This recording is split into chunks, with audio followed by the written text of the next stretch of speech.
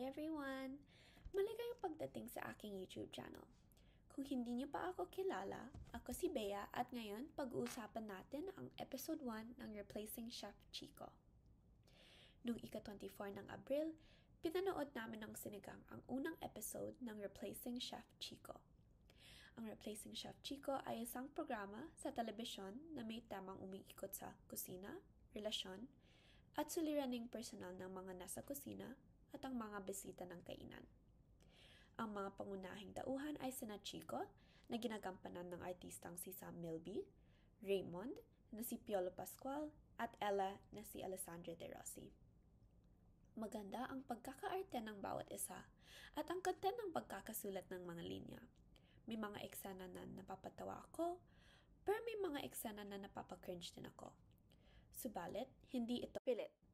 Ang kanilang dialogo ay parang usapan lang ng mga tao sa totoong buhay.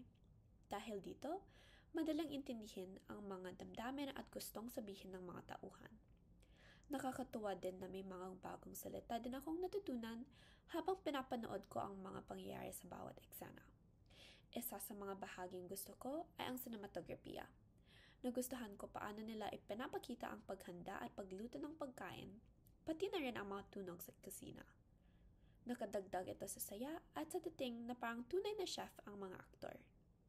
Interesante rin para sa akin ang eksenang kailangan magpanggap ni Ella bilang head chef sa kabila ng kanyang kaba at pagdududa sa sarili.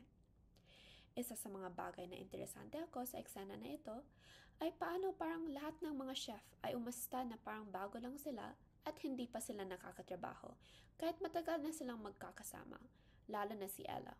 Kahit dati tumutulong sa pagtakbo ng kusina, bigla na lang parang nakalimot kung paano itong gawin. Interesado din akong makilalang mas lalo ang mga tauhan at ang kanilang mga relasyon.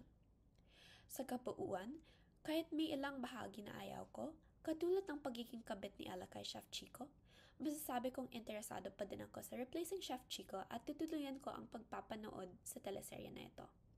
Kayo naman, nagustuhan niyo ba ang Replacing Chef Chico? E-share niyo naman sa comments ang iyong mga isipan. Salamat sa pagnonood!